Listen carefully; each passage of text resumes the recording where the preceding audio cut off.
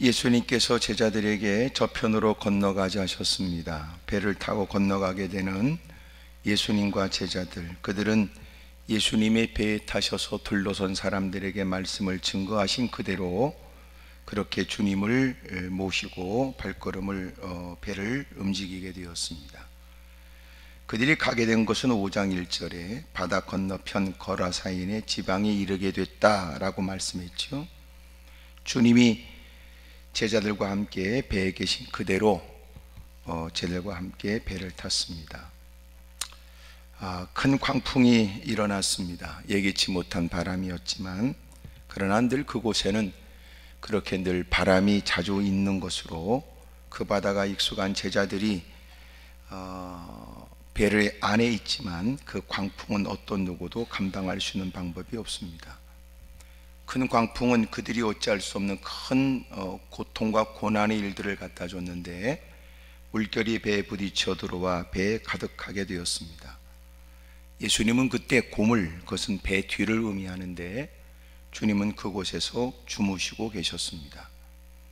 제자들은 예수님을 깨웠습니다. 그리고 불편한 마음을 표현하고 선생님, 우리가 죽게 된 것을 왜 돌보지 않는지에 대해서 그렇게 심기를 표현했습니다. 예수님이 깨어나셔서 바람을 꾸짖으셨고 바다더러 이르시되 잠잠하라 고요하라 했습니다. 바람이 멈춥니다. 그리고 바다가 잔잔해졌습니다. 그리고 주님은 제자들에게 이르시되 어찌하여 이렇게 무서워하느냐, 너희가 어찌 믿음이 없느냐 라고 말씀했습니다. 그들은 되어진 많은 일들을 보면서 마음에 이전에 겪지 못했던 심히 두려운 마음을 품게 됩니다.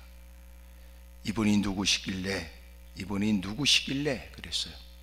바람과 바다도 순종하는가 하였습니다. 오늘 성경을 보면 하나님이 몇 가지 우리에게 중요한 것을 가르쳐 주세요. 그게 뭐냐면 주님이 함께 하셔도 우리에겐 시련과 역경이 있을 수 있어요. 하나님 말씀을 잘 경청하는 것도 제자의 일이지만 예수님과 동행하는 것, 그것이 제자의 일이에요. 원하는 곳에만 있을 수 없어요. 주님이 원하시는 곳을 따라가야 됩니다. 제자의 삶이에요. 사람들이 어느 순간 신앙생활 하면서 늘 주님이 내 마음에 맞아야 된다고 생각합니다. 하나님이 좋다고 하는 건 하나님의 내 마음에 모든 것들을 다 맞춰야 된다는 말이 아니고, 하나님이 좋으신 하나님이니까 내가 하나님께 맞추어 살아야 돼요. 철없는 신앙인들은 내가 원하는 바를 얻어야 되겠다고 덤벼들지만, 성숙한 신앙의 사고를 갖는 사람들은 이제는 주님이 원하는 사람이 되어져야 되겠다고 생각을 해요. 교회 안에 들어오게 되면 어느 것이 내 마음에 드는지 자기 취향이 여전히 존재하지만, 신앙생활을 한 해 두 해 넘어가게 되면 이제는 하나님께 필요한 사람이 되는 걸 최고의 영예로운 일로 여기는 거예요. 그러므로 그의 기도의 내용들을 들어보면 그의 신앙의 정도를 살필 수 있습니다. 여전히 하나님의 뜻은 관계없고 내가 원하는 내 욕구에 사로잡힌 기도는 아직도 저급한 기도예요. 물론 내쳐버려야 될 사람이라는 말이 아니고 성장해야 될 사람이라는 뜻입니다. 성숙되어져야 될 사람이에요. 말씀을 들으면서 그는 깨닫게 되지요. 자신의 가슴에 품고 있는 것, 그것이 어떤 근거였는지, 어떤 원인이었는지, 그리고 말씀을 통하여 자신이 하나님께 내놓는 기도의 제목 이전에 어떤 근거로, 어떤 원인으로 그것을 요구하게 됐는지를 깨닫게 돼요. 그리고 자기의 탐욕스러움을 반성하지요. 자기의 바르지 못한 사고에 관해서 회개하게 돼요. 그리고 이제는 내가 겉으로 보기에 좋다는 것보다는 하나님이 좋은 것이 내가 좋아하는 것보다 더 좋은 것임을 인정하게 돼요. 그러므로 이제는 하나님의 뜻대로 살고자 기도하는 겁니다. 하나님, 하나님이 나를 사랑한다면 내가 원하는 것을 이루어 주셔야지요 라고 말했던 그가 하나님께서 원하시는 것이 내게 유익된 것인 것을 알게 된 거예요. 그래서 하나님의 말씀을 듣는다는 건 기도 생활에 영향을 주지요. 하나님의 말씀은 하나님이 자신을 드러내는 거예요. 내가 뭘 좋아하느냐 하면, 내가 너에게 뭘 원하는가 하면 이렇게. 근데 하나님 말씀을 경히 여기면서 기도에 힘쓴다는 건 그 기도 자체가 위험해요.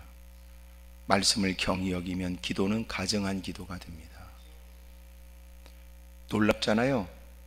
기도를, 성경을 통해서, 말씀을 통해서 기도를 배운 사람이 정작 그 기도를 할 때는 말씀을 무시한다, 이것처럼 모순이 어디 있어요. 말씀 때문에 기도를 배워 희망을 갖게 된 사람이, 그래서 그 기도를 드린다고 하면서 철저히 하나님 말씀과 반하는 생각을 갖고 있다니. 그래서 언제나 기도는 하나님 말씀의 통제를 받아야 돼요.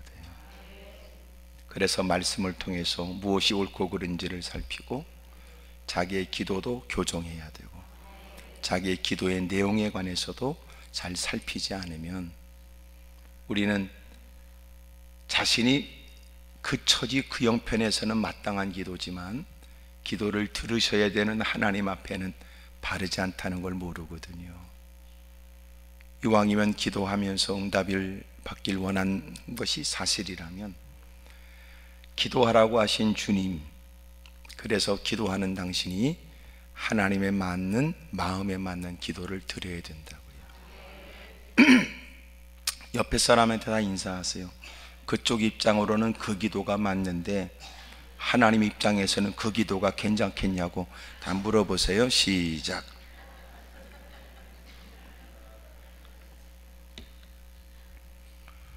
그쪽 형편의 그 꼬라지 형편, 그 상황을 보면 이해가 되지.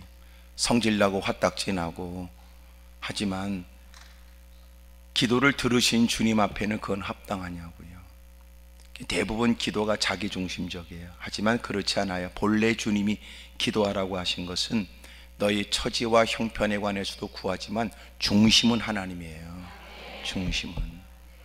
그러니까 하나님 앞에서 너는 그 문제를 갖고 힘들고 어렵다고 하는데 너는 그 문제에 관해서 하나님 앞에서 생각해야 되잖아요.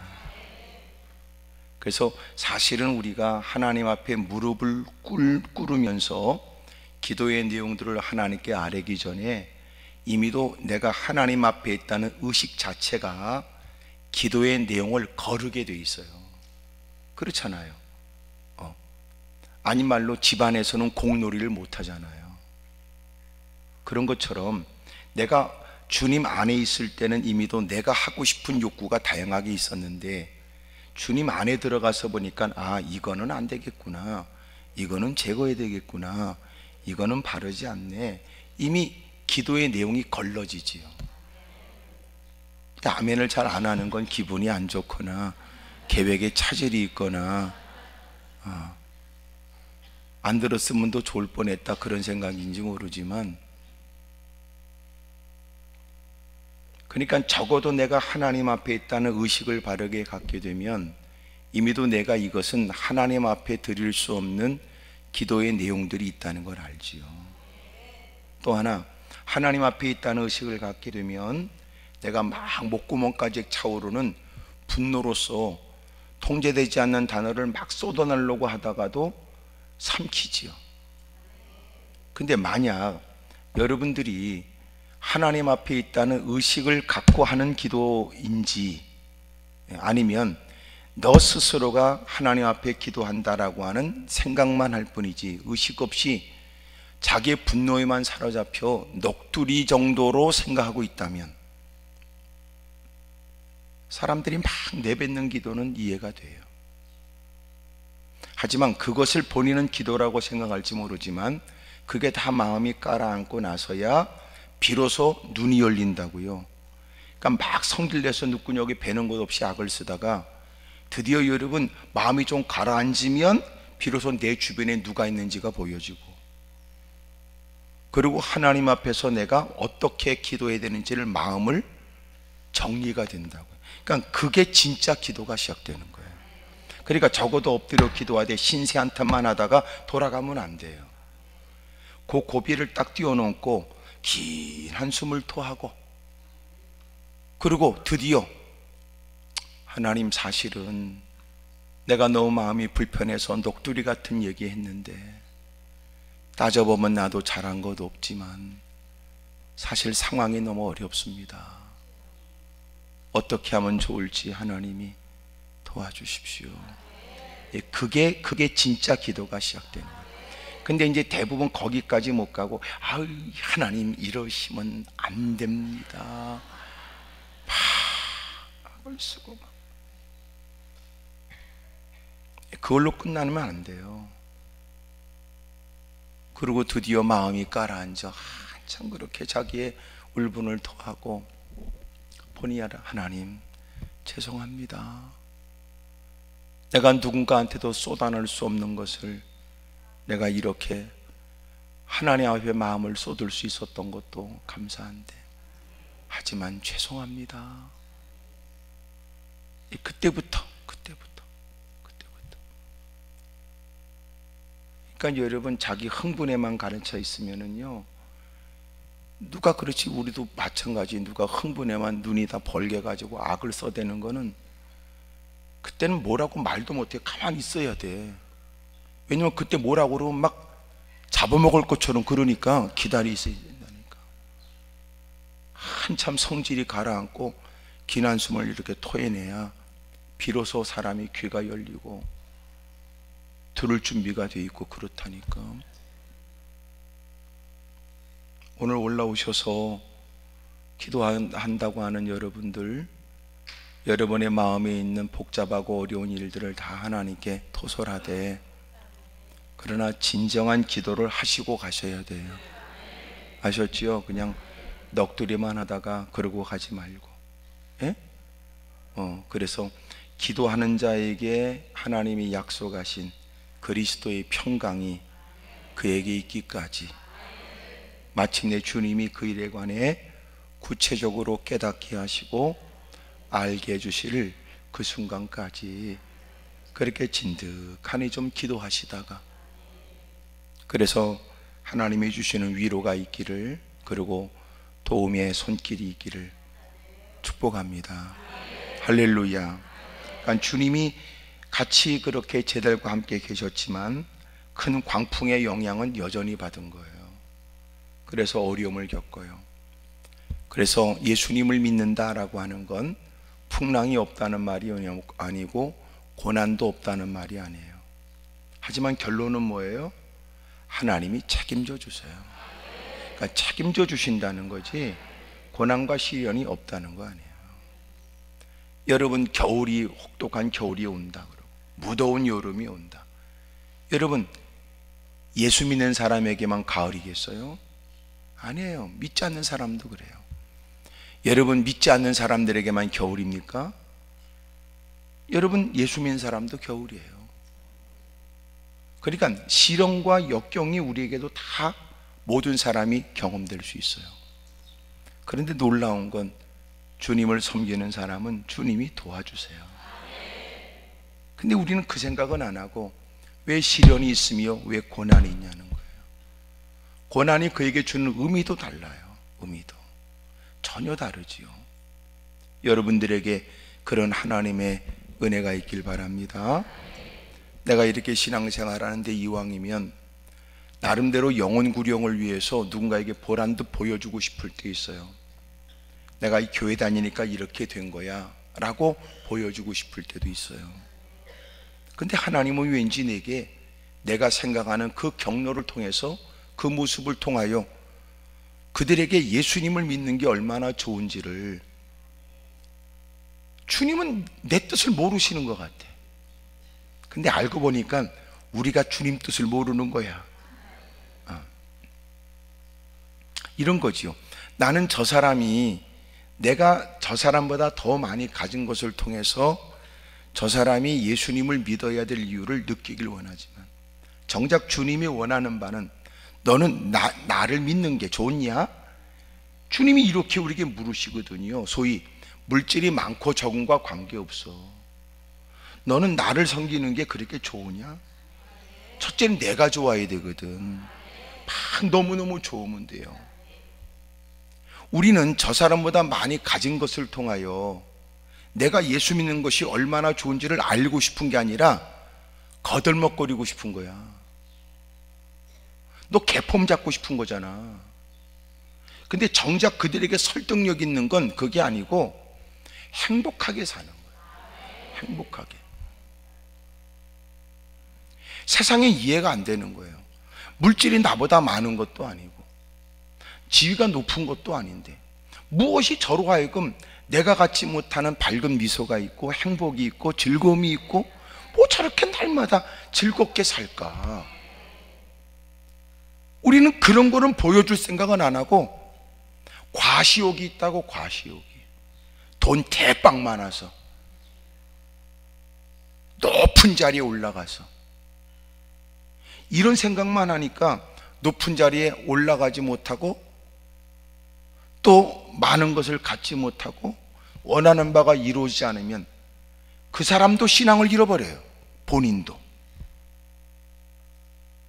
이런 일들이 지금까지 기독교에 반복되는 일들이에요. 지금 이 자리에도 그런 사람들이 있어요. 표정 관리하고 나를 지금 뚫어지게 쳐다보고 있지만 네가 돈 많아야 그 사람이 예수 믿을. 착각하시네. 그러나 그들이 오히려 우리에게 영향을 받는 건 그거 아니에요. 저렇게 예수 믿는 게 좋을까? 그걸 보고 싶은 거거든. 예수 믿어서 어땠다 이게 아니고 뭐 환경의 변화가 아니라 예수 믿으면 저렇게 좋을까? 저렇게 좋을까? 근데 우리도 예수 믿는 게 지금 버거운데 뭘 그래?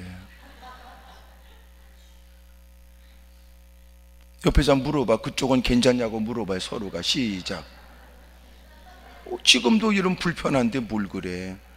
돈이나 왕창 많았으면 좋겠고 돈만 생겨봐라 내가 아주 튀어버린다 내가. 예. 우리끼리 있으니까 얘기지 돈 많아서 사람들을 주변에 전도를 많이 했다는 사람보다는요 예수님을 믿어 행복해서 전도한 사람이 더 많아요. 지금 여러분은 아주 갖지 않게 지금 하나님하고 흥정하려고 그러는 거지. 하나님은 그런 일에 농락당하지 않아요. 왜? 워낙 많은 인간들이 그렇게 사기를 쳐가지고. 그런 장난치지 마세요. 하지만 그렇게 내가 주님을 섬기는 게 그렇게 기쁜 사람에게는 그렇게 더 그의 활약과 활동과 그리고 그의 영향력이 커지도록 하나님이 여건도 주세요. 여건도. 또 그건 또 아멘을 크게 안에 기다렸다는지 골라먹는 재미죠. 근데 놀라운 건 그렇게 아멘 한다고 다 챙기는 건 아니야. 그렇게 늘 해봤는데도 늘 그렇게 습관처럼 하네. 그러니까 네가 예수 믿는 행복하고 즐거운 게 없는데 누가 너 따위를 보면서 주님을 믿어요. 요새 아닌 말로 무슨 TV에 나오는 무슨 회장이라고 하는 그 미친 짓을 하는 사람들도 있는데 돈 많다고 아니라니까. 그러니까 여러분도 돈이 그렇게 많지 않으니까 지금 이렇게 앉아있지. 돈 많아 보세요. 여러분은 또 무슨 짓을 못할까 또 어디서. 여러분도 눈매는 보통 아니야. 속은 오죽하겠어. 그래도 이런저런 환경의 통제와 제재를 받으니까 이렇게 얌전한 것처럼 착한 것처럼 앉아있는 거지. 인간은 다 비슷해요. 그놈이나 이놈이나.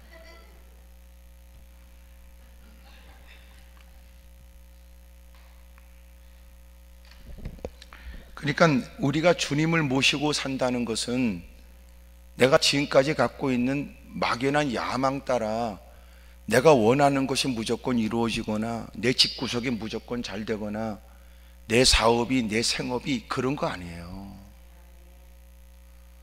우리가 잘못 알고 있다고요. 여러분, 베드로가 예수님을 만나고 그리고 깊은 곳에 그물을 던졌다, 고기를 대빵만에 잡았다, 하여튼 노래도 있잖아요. 하여튼 깊은 곳에 그물을 던져 해가면서, 그래서 어쨌다는 거야? 많이 잡았어? 착각하시네.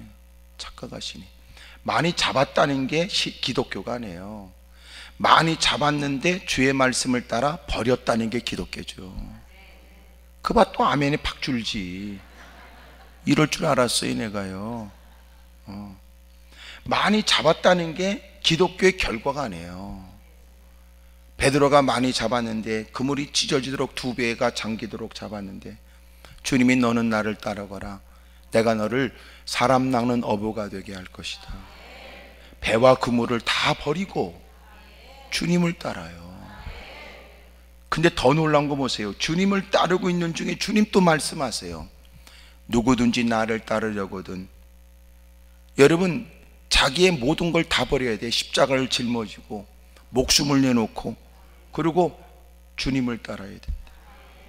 기독교는 뭐예요? 전적으로 주님밖에 없는 거예요. 주님밖에. 기독교가 뭐예요? 예수교예요. 기독교가. 그런데 우리는 전부 다 물질 신을 믿으려고 하는 것 같은 기색이고, 하나님을 잘 섬긴다고 하는 그 어떤 표정으로서 더 많은 것을 가지고 있어야 된다고 생각하는 건 아닙니다. 그 캄캄한 지하 깜빵도 밝게 밝힐 수 있는 사람이고, 그 어떤 어려움 속에서도 찬송으로 분위기를 반전시킬 수 있는 사람이어야 된다는 거예요. 그래서 히브리 11장에는 이런 사람은 세상에서 어떤 사람들의 사고로도 이해될 수 없는 사람이라는 거죠.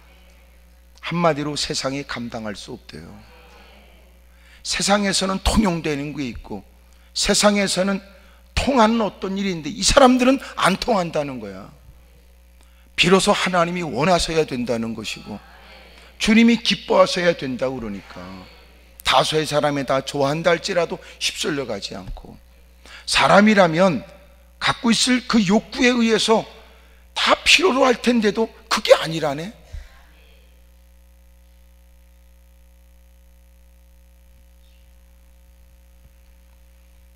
그런 걸 보면 우리가 열심히 기도해야 될 것은, 하나님 저희들을 도와주십시오, 나도 앞섰던 그런 믿음의 선진들처럼 그런 생각과 마음과 믿음을 가질 수 있도록 도와달라고 기도하셔야죠. 오늘 여러분이 겪고 있는 일들, 그것은 어떤 연유의 고통과 어려운 일인지 모르지만 하나님을 섬기면서는 이런저런 일이 다 있어요. 그러니까 가정생활하면서 겪게 되는 일들이 이 가정 저 가정에도 있을 수 있어요. 주님을 섬기면서 여러분 이런저런 일이 교회 생활에도 부딪힐 수 있어요. 교인들끼리에 이런저런 아픔도 있어요. 그것은 멈추라거나 때려치거나 그만두라 그 말이 아니에요. 극복하라는 거고, 이길 수 있다는 거고, 이기도록 주님이 도와주시겠다는 거니까 믿음으로 극복할 생각하고, 기도하면서 힘을 구해야 되고, 말씀 앞에서 하나님의 인도를 받아야 된다. 크게 아멘 하십시다. 무슨 일이 있으십니까? 괜찮습니다. 있을 수 있습니다. 아이고, 어쩜 예수 믿는데 그런 일이 있어, 그런 말을 밖에 사람이 하면 도전적 얘기로 이겨야 된 일로 느끼지만, 교회 안에서 곧다고 얘기한단 말이에요. 누군가 여러분 주변에 아픔을 겪거나 힘든 일을 겪는 사람이 있으면 우리가 해야 될 일은 뭐예요? 위로하고 도와줘야 되는 거예요. 그리고 이기도록, 가령 하나님이 내게 은혜를 베풀어 주님의 은혜로 그 모든 일을 극복하며 살아왔던 내가 오늘은 좀 여유 있다면 내 귀에 들려주는 힘들고 어려운 사람들의 얘기를 듣게 하셨을 때는 내 남은 여력을 도우라는 거예요. 또 내가 좀 더 이렇게 여유 있는 마음이 될 때 누군가의 얘기를 들어주라는 거고, 또 그들을 할 수 있으면 힘써 섬기라는 거예요. 이럴 때 아멘해야 집안에 좋은 일이 일어나죠. 지나갔습니다. 참 우리 쏘가지가 더럽지요. 그러니까 네 팔뚝 굵다고 그래야 좋아하지. 그러니까 이렇게 기도원에 올라와서 여러분 잘 이렇게 깨닫고 가세요. 또 언제 볼지 몰라서 하는 얘기인데, 교회가 네 마음에 들 리가 없어요. 교회가 네 마음에 들면 교회입니까? 교회가 네 마음에 안 듭니까? 그럼 내가 묻습니다. 네 집구석은 네 마음에 듭니까?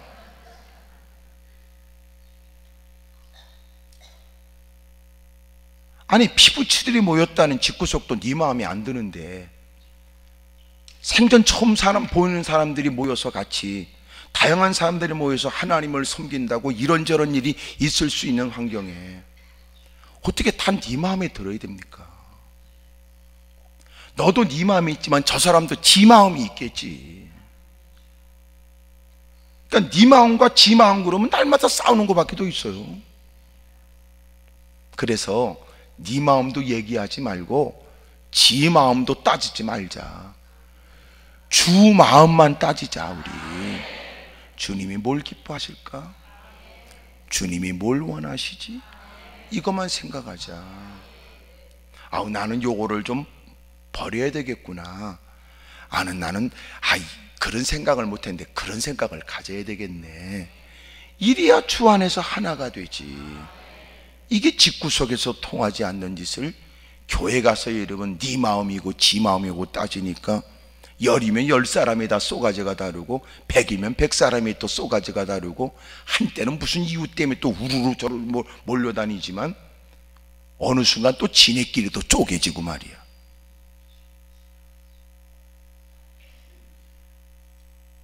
그러니 이렇게 올라왔으니까 여러분도 쏘가지를 이렇게 잘 다듬으세요.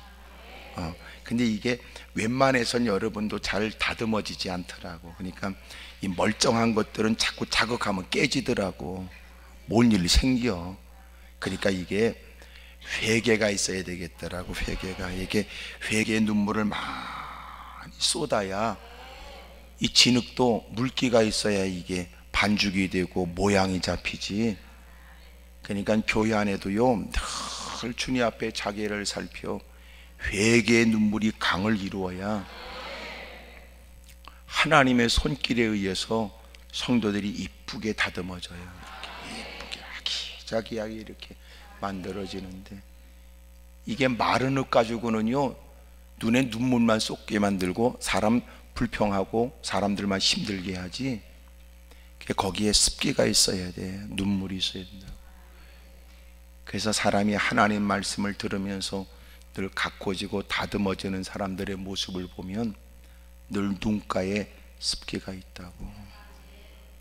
그러니까 요새 여러분 눈에도 안구 건조증하고는 또 다른 눈이 뽀송뽀송하거든.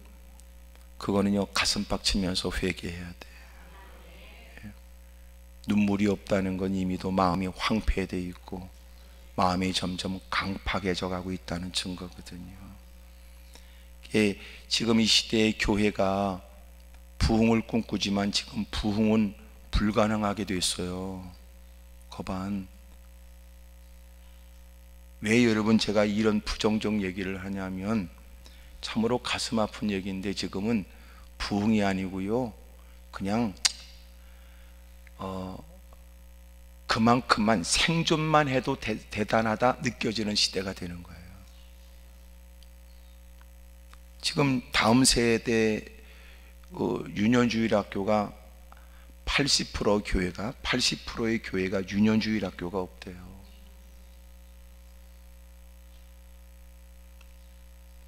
그러면 10년 지나면 어떻게 될까요?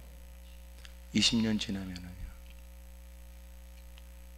결혼도 안 해요. 자녀도 안 낳아요.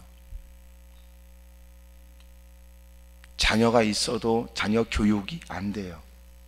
신앙 교육이 안 돼요. 그래서 뭐가 문제냐면 기성세대가 문제였다는 거예요. 그래서 이렇게 자수하기 30일을 하게 된 이유는, 제가 어느 날 이게 수능시험이 점점 다가오는 때 수험생들만을 위해서가 아니라 자녀들을 위해, 다음 세대를 위해서 기도해야 되겠구나. 그러다가 열심히 고민하면서 쓴 게 자녀와 수험생들을 위해 하나님께 기도하기. 그래서 그게 첫 글자 따가지고 자수하기가 된 거예요. 이 또 자수하기는 뭘까? 또 이상하네. 범죄자 색출하는 것도 아니고.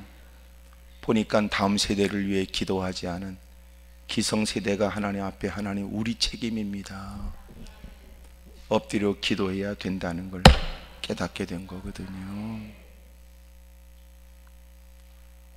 여러분, 우리가 문제지요. 젊은이들을 보면 이상하지, 밖에 있는 젊은이들한테는 찍소리도 못하는 인간이 교회 안에 들어온 젊은이들은 윽박지르려고만 한단 말이야. 못됐지. 기성세대가 나쁜 인간이지. 밖에서 여러분 일탈 못된 이들이 있으면 여러분 괜히 겁먹고 꽁무니 빼고 도망가는 주제에 교회 안에라도 들어왔으니까 감사하잖아. 그러면 격려하고 축복하고, 너는 처음부터 잘했어, 그렇게 해서 신앙에 성장하도록 붙들고 기도해주고, 젊은이를 만나면 혹시나 점심했냐고 그러고 점심 한 끼 짜장면이라도 사줘가면서 신앙 안에서 잘 옆에서 성장하도록 격려하고 도와주고 용기 주고. 근데 이게 만만하게 교회 내 젊은이를 보면 괜히 닥달하고 못된 짓 한다고.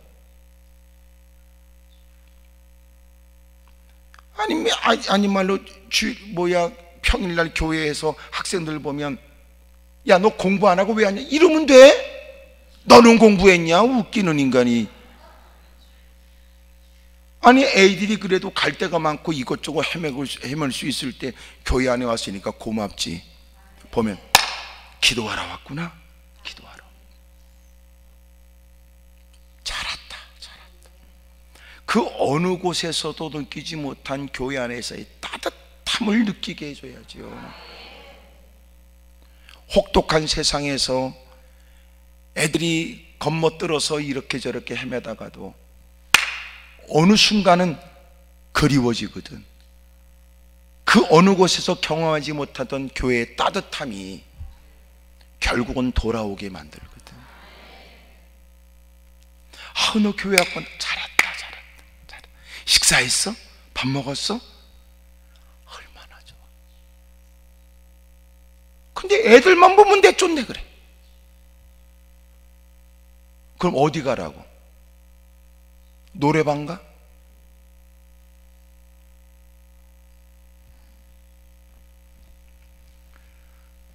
참 가슴 아파요. 여러분은 이제 교회에서 아이들 보면요, 다 내 자식처럼 다 축복하고 다 귀하게 여겨주세요. 아셨죠? 잘했다. 고맙다. 애가 놀랬어.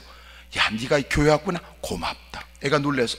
내가 온 거하고 집사님하고 무슨 관계길래 고맙다고 그래. 여러분, 아이들이 교회 안에 들어와서 신앙생활 잘하는 것이 사회 범죄를 줄이는 거야.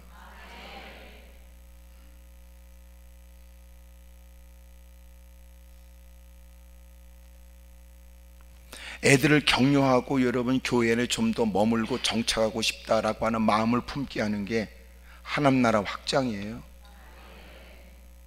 그게 교회 부흥이고,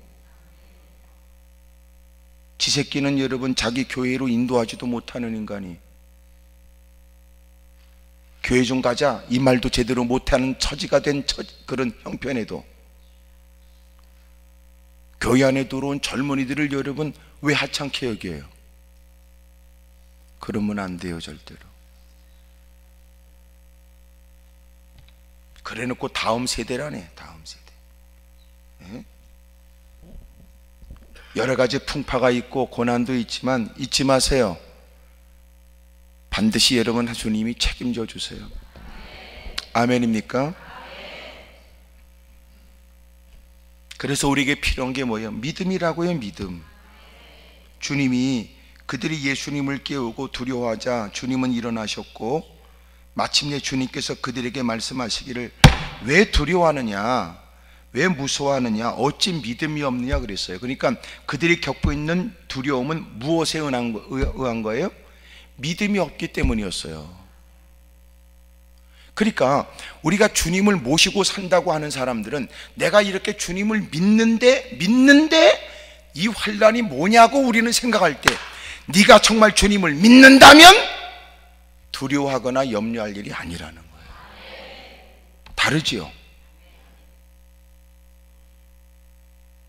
나는 믿는데 이게 웬일이야? 그리고 불평하고 원망하고 좌절하고 있을 때 주님이 말씀하시기를 그 바람을 멈추게 하고 바다를 잔잔케 하시면서 말씀하시기를 어찌하여 무서워하느냐?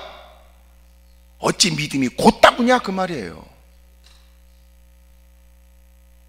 너는 믿는데 왜 상황이 이러냐고 말하지만 주님은 너 믿는다면 상황이 어려운 처지에서도 너는 두려워하거나 원망하거나 불평하면 안 된다는 거야.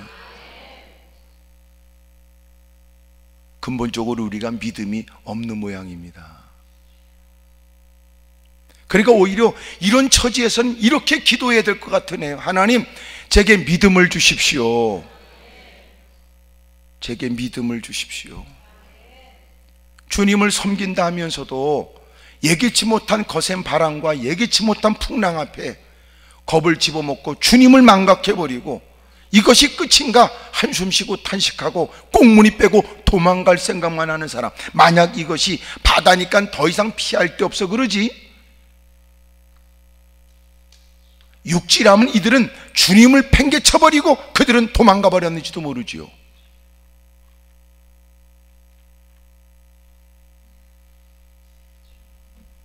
어찌 믿음이 있는데 이런 상황이 됐느냐가 아니라 어찌 그 상황에 너는 믿음이 없느냐 이 말 아니에요?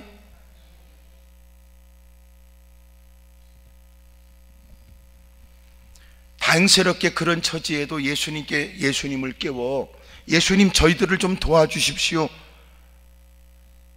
불편한 마음이 역력한 그들의 발언에 주님은 일어나셔서 그 모든 상황을 다 정리하시지만 사실 이들에게는 주님과 보낸 시간이 적지 않고 주님께서 지금까지 일으키신 각양의 놀라운 이적과 기적을 경험한 것도 한두 번이 아닌데도 어쩜 결정적 순간에는 예기치 못한, 지금까지 만나보지 못한 생소한 일이라 할지라도 이들은 결코 그동안 보냈던 시간 속에서 보여야 될 믿음의 모습을 보이지 못한 겁니다. 여러분이 겪고 있는 그 상황 앞에 주님이 우리에게 원하는 건, 우리는 그 일에 관해 주님의 조치를 우리는 다급하게 요청할 때, 주님 왜 이런 조치를 빨리 하지 않는지에 대해서 우리는 목소리를 높일 때,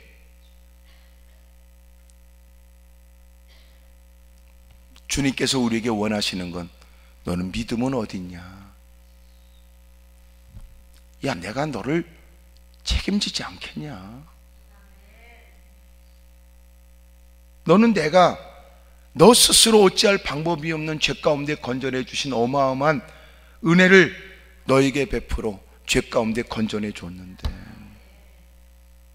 이 하찮은 문제 앞에 너를 버리겠느냐? 이 적은 문제 앞에서 너를 모른 척 하겠느냐? 여러분, 시험이라고 하는 말은, 주님께서 주시는 시험은 단련이요, 연단이요, 성장을 위한 훈련이기 때문에 그것은 우리의 한계를 뛰어넘는 시험이 아니에요. 소위 말해서 죽일 생각이라면 그가 어찌할 수 없는 바람을 주고, 그가 어찌할 수 없는 문제를 그에게 주고, 그가 어찌할 수 없는 짐을 그 두 어깨 짐에서 확 깔려 죽게 만들겠지요. 그게 아니고 우리에게 다리 근육을 키우게 하고, 해보지 않던 익숙하지 않는 버거운 일이긴 하지만 감당할 수 있는 일을 주님이 우리에게 주시는 거예요.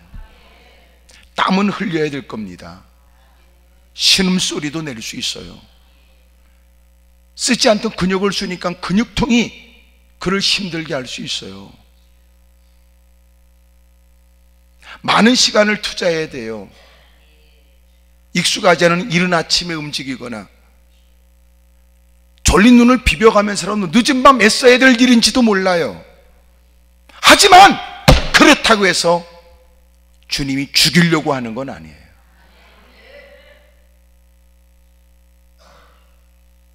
여러분, 내가 나를 알까요? 내가 나를 다 몰라요. 소위 당신이 얼만큼 힘을 낼 수 있는지, 얼만큼 버틸 수 있는지 우리는 몰라요.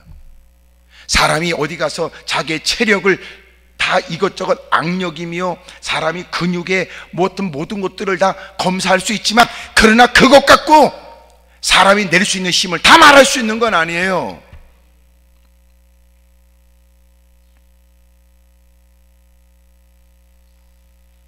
어느 날 어머니가 밭일을 하면서 아이를 옆에 뉘어놨어요. 독수리가 위에 붕 떠 있다가 어머니가 밭일하면서 약간 자리가 떨어지니까 이 아이가 누워있는 그 포대기를 탁 움켜쥐고 날아갔습니다.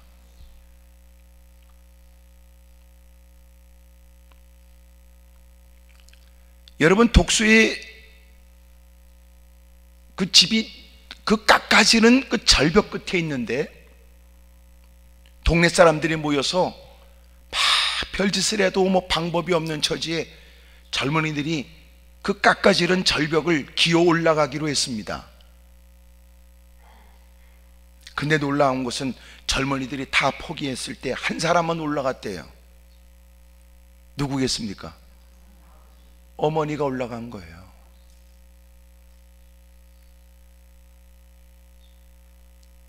사람이 갖고 있는 체력이 아니고요, 그의 정신과 그의 마음이 상상할 수 없는 힘을 내도록 만든다는 거예요. 그런 얘기 못 들었어요? 그 위기에 몰리니까 지팡이를 짚고 다리를 다쳐서 지팡이를 겨우 의존하고 걷던 사람이요, 그 뒤에서 사람이 총질을 하고 달려오니까 담장을 뛰어넘었다는 얘기. 옛날에 밀주 단속반이 오니까 그 어마어마한 술 항아리를 들고 옮겼다는 얘기. 그 다급한 처제는 그가 지금까지 할 수 없었던 일이 나타나시기도 한다는 겁니다.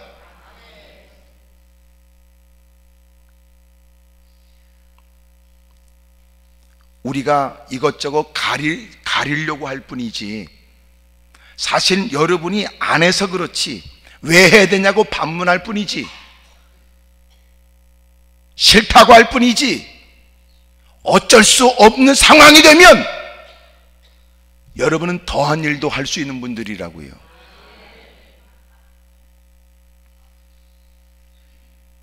하나님이 우리를 모르지 않아.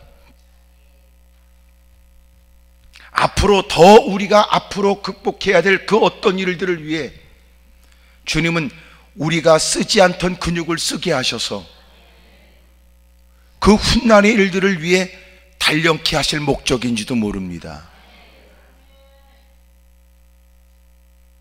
굳이 내 형편으로는 그 일을 하면서 그 일을 배워야 될 이유가 없는데, 놀라운 건 하나님은 어쩔 수 없는 상황에 그렇게라도 배우지 않으면 안 되었던 상황이 됐던,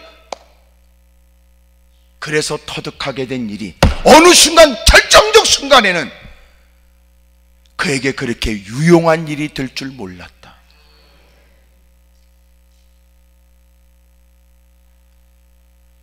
나는 나를 모를 때 하나님은 나를 알고,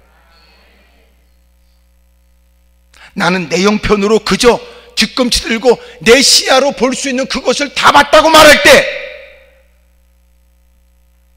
주님은 수없이 많은 일들 중에도 내 시야가 미치 못하는 그곳까지 아시는 주님은 나를 위해서 그 모든 일을 조치하시지요. 내가 왜 이런 일을 만나야 돼? 내가 뭐 때문에? 당신이 당황스러워하는 건 이해가 되고, 누군가에게 어떻게 보여지느냐 체면체통을 따지는 당신의 더러운 성깔에는 견뎌내기 쉽지 않은 일일 줄 충분히 이해가 되지만, 그럼에도 불구하고 하나님이 그 일을 베푼 것은 당신이 충분히 감당할 수 있는 거예요. 체면을 버리고 채통을 버리고 팔을 걷어붙이고 땀을 좀 흘려가면서 애쓰면 돼요. 그리고 하나님은 그 일을 통하여 그에게 많은 것을 가르쳐 주지요.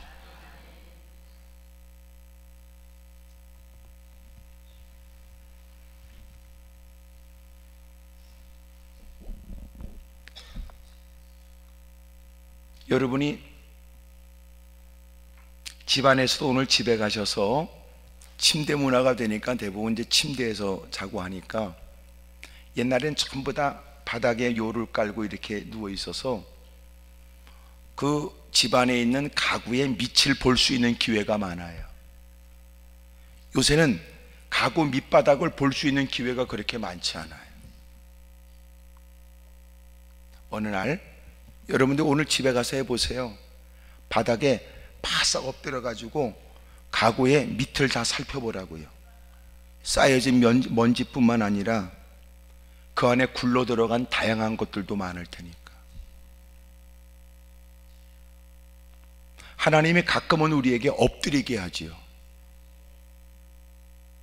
그리고 잃어버린 것도 되찾게 합니다. 가끔 엎드리게 합니다. 그래서 더 낮아짐이 얼마나 유익되는지를 알게도 하세요. 스스로 무릎을 꿇지 않으면 어쩔 수 없이 떨어진 반지 죽겠다고 무릎을 꿇어야 될 겁니다. 그리고 당신은 잃어버린 걸 찾겠다고 무릎을 꿇고는 이전에 잃어버린 것도 찾게 할지도 모릅니다.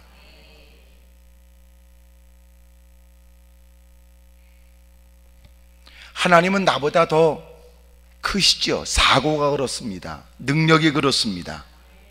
시야가 그렇습니다. 주님의 조치는 합당합니다.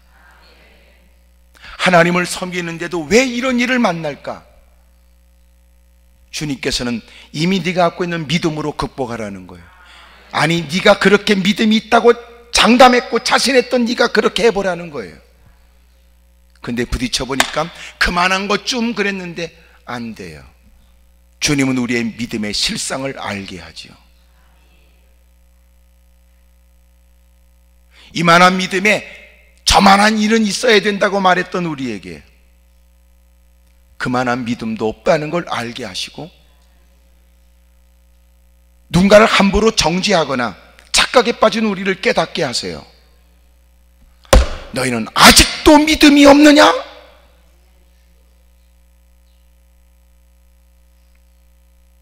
왜 무서워하느냐? 아직도 믿음이 없느냐?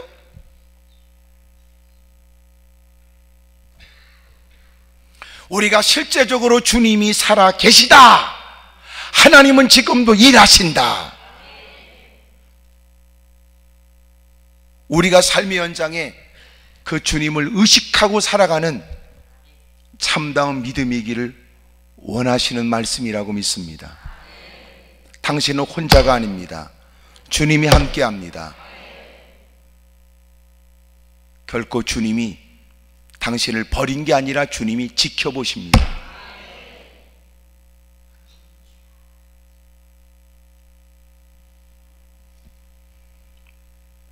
당신이 최선을 다하고 사력을 다하고 힘쓰고 있다면 부족한 건 주님이 책임져 주십니다. 오늘 저와 여러분들이 주님과 실제적으로 동행하는 삶이 필요하다고요. 실제적으로 동행하는 삶. 주님이 함께 하심에도 불구하고 이토록 주님을 믿지 못해 원망하게 되거나 두려워하며 깊은 좌절감에 빠졌던 이들, 오늘 올라오신 여러분들 돌아갈 때는 실제적으로 주님과 함께 가십시오. 삶의 현장에도 함께 계심을 믿으십시다. 겁먹을 일이 한두 가지가 아니고 위축될 일도 여러 가지 있을 수 있을 때 주님이 함께 하신다는 그 믿음으로 여러분 이겨내기를, 두려움이 없고 평강이 있기를, 당당하게 맞으며 최선을 다하게 되기를 주의 이름으로 축복합니다. 크게 아멘 하십시다. 이게 실제 신앙이란 말이에요. 실제 신앙. 그러니까 이렇게 앉아가지고 주여 아버지 믿습니다 부들부들 떨다 가는 게, 나는 그래서 내가 종종 쓰는 말이에요. 적합하지 않은 단어일 줄 알지만 장난치지 말자 이러는 거예요. 뭐 하는 짓이냐 이게. 실제적으로 우리는 주님을 믿는 것이냐.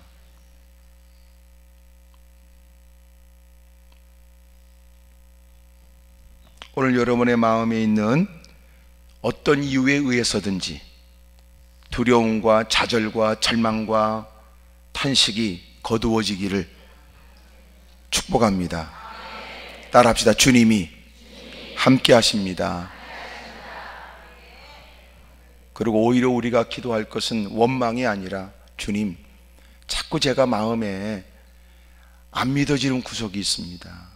잘 못 믿습니다. 저 좀 도와주세요. 내가 믿음이 왜 이러지? 오히려 자신의 믿음을 살펴야 될 사람이 주님의 능력을 논할 일이 아니요, 주님의 약속을 논할 일이 아니요.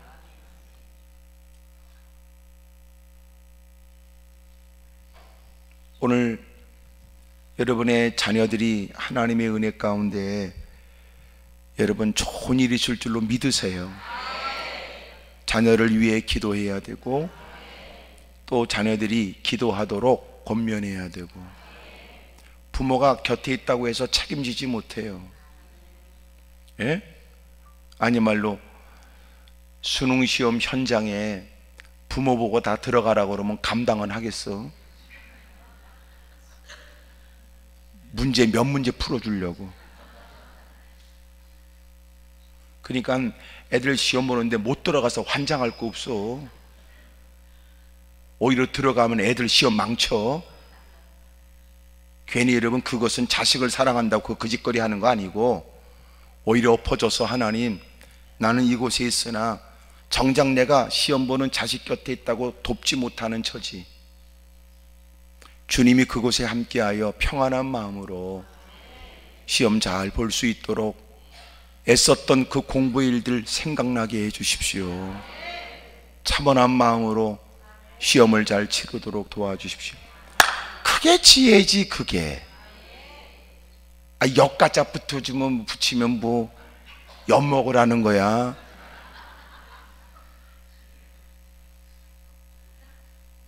그 엿 갖다 붙여놓으면요, 그 뛰는 그 수희 아저씨가 욕해. 지네들이 붙였으면 지네들이 뛰어가져야 될 거 아니야. 그 짓거리 하지 말고, 여러분 자녀들을 위해 기도하고 아이들이 기도하면서 공부하도록. 또 하나, 애가 워낙 머리가 나쁜 거는요, 다른 거 시켜.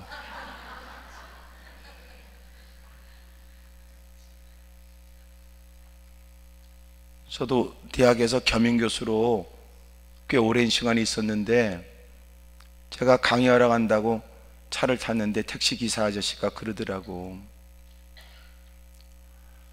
한 번은 어느 학생을 태웠는데 그러더래. 자기는 엄마가 하기 싫은 거 공부하라 그래가지고 마지못해 자기가 4년 공부하고, 왜 부모가 워낙 닥달하니까. 그래서 놀면서 얘는 4년을 공부한 거고, 졸업하면 저 다른 거 하려고요 그러더래. 그러니까 그 부모들은 미친 부모들 아니야.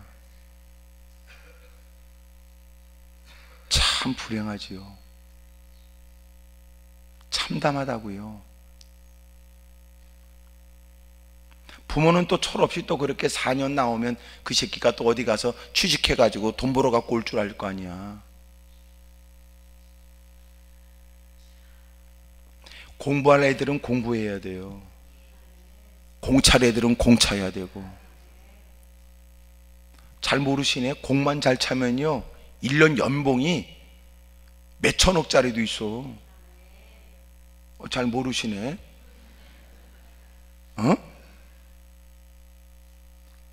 하루에도 몇십억이야. 하루만 돼도 하루만. 에? 계산이 안 되시지요? 방망이만 잘 두들겨도. 그러니까 하고 싶은 거 하라고 그러세요. 하고 싶은 거.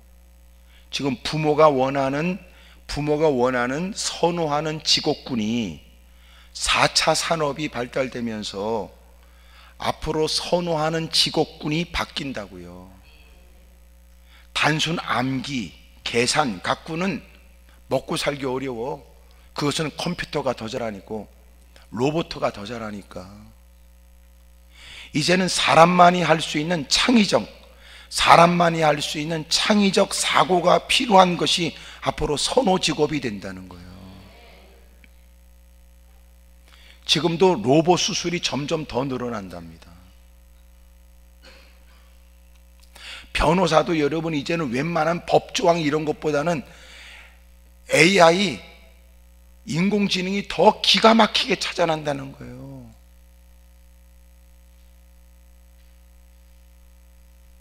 괜히 부모가 자기 한스러운 것 때문에 자식까지 망치면 안 돼. 그래서 아이들이 하고 싶은 거, 잘하고 싶은 거, 그것만 해도 떼돈을 번다. 지금 여러 표정이, 떼돈? 지금 여러분은 관심이 자녀가 어떻게 잘, 이게 아니고 떼돈?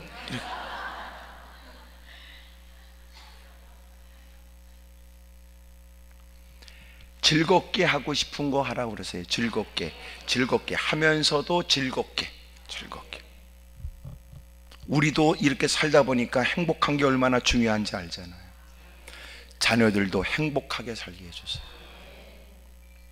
그래서 그거 하고 싶은 것을 위해서 하라고 그러세요. 더 놀라운 건 자기가 하고 싶은 것은 부모가 뭐라고 하기 전에 열심을 내요.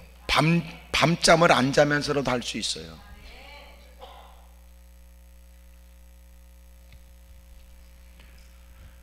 여러분 자녀들을 위해 기도하시는 여러분들이 오늘 특별히 여러분의 욕구에 의한 것이 아니라 하나님의 뜻에 맞추고 자녀들을 진정껏 위하는 마음에 하나님께 드리는 그 기도 가운데는 하나님이 주시는 지혜도 있게 되길 바랍니다. 하나님의 돌보심 속에서 여러분 교회 다음 세대가 다 일어나야 돼요. 다양한 여러분 일들을 존중히 여기고 젊은이들을 이해하려고 그러고, 나이가 많은 분도 젊은이들과 대화가 되는 사람도 있어요. 이게 왜 그런가 보니까 나이가 많은 분이 젊은 사람을 이해하려고 하니까 젊은 사람들이 좋아하더라고요. TV에 보니까 연세가 많으신 분인데 이분이 아이들이 좋아하는 힙합을 좋아하더라고. 힙합을. 그냥 알록달록한 것에다가 모자도 이렇게 눌러서 약간 삐딱하니 하고 말이죠. 그리고 약간 걸음걸이도 그렇고 말이죠. 그랬더니 이분은 집에서 말이지 막 랩을 따라하고 그러더니 밖에 나가서 애들 막 노는 데 가가지고 자기도 당신도 끼어가지고 하는데, 또 아이들에게는 그래서 유명한 분이더라고. 그분이 잘하는 건 아니야, 연세가 많으시니까. 그런데도요 그렇게 애들과 같이 뭘 하려고 그러니까 다들 좋아해. 인기가 좋아. 그러니까 나이가 많은 사람이 아이들에게 인기 있는 방법이 뭔지 아세요? 아이들을 이해하려고 하는 걸 다 좋아해. 그러니까 애들처럼 똑같이 할 수가 없어요. 어떻게 따라하겠어요? 그러니까 애들을 따라하려고 애쓰는 모습을 아이들은 너무너무 좋아하는 거야.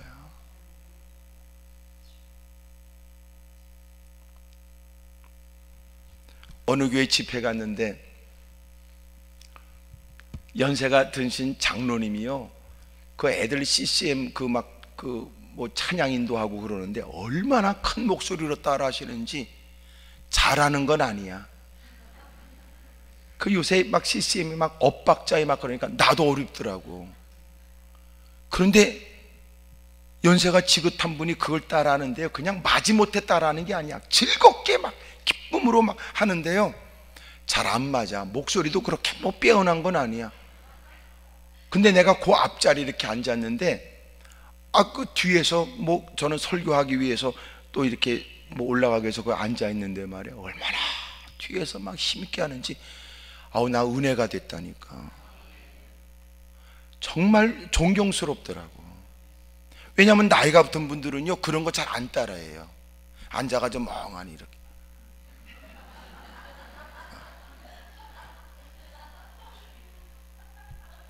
근데 이분은 막 하는데 나 은혜가 되더라고.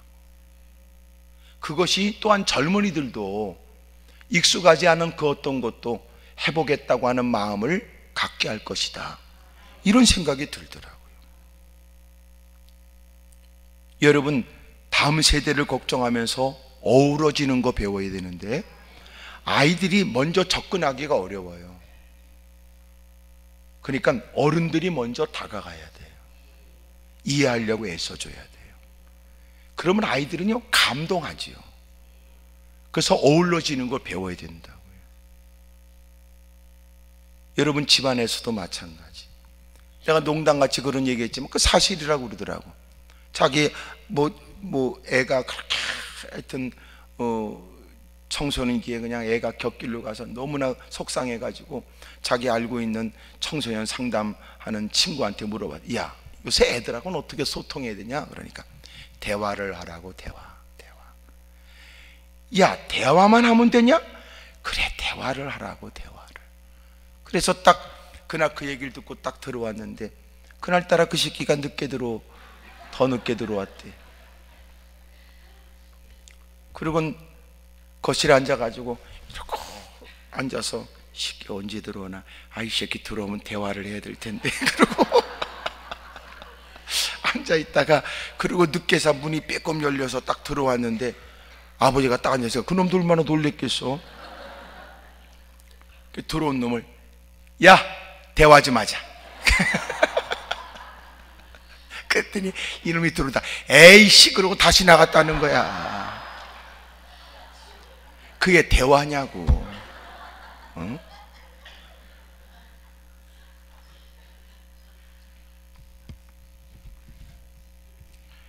여러분, 가정이 행복하길 바랍니다.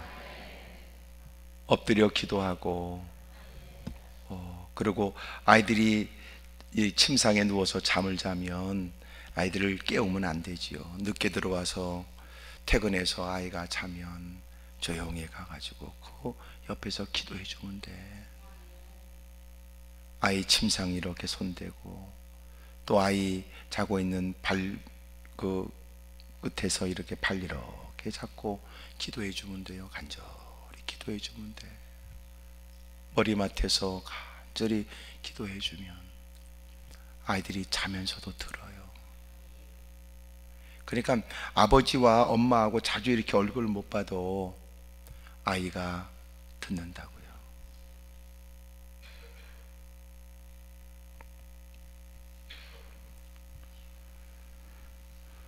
여러분 때문에 여러분 가정에 늘 하나님이 계시길 바랍니다. 하나님은 어디나 계시지만 그러나 늘 우리가 하나님이 어디나 계시다라고 하는 의식 있는 삶이 필요하다는 거예요. 우리에게 믿음이 필요합니다.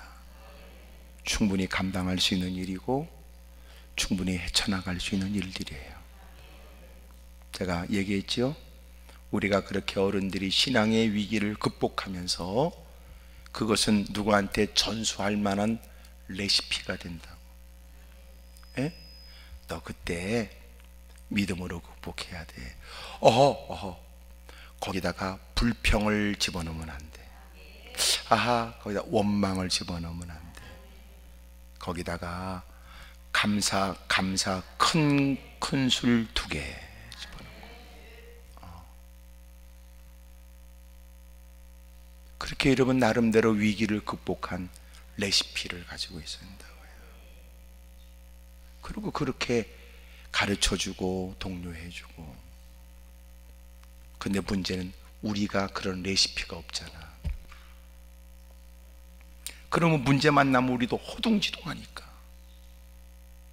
오늘 주님께서 우리에게 가르쳐 주시기를, 왜 무서워하느냐 너? 어찌 믿음이 없느냐? 오늘 이 말씀에 오늘 내가 갖고 온 기도의 제목보다도 자신을 살피는 간절한 기도가 우선 되기를 바랍니다. 기도하겠습니다. 무릎을 꿇고 두 손을 가슴에 얹지요.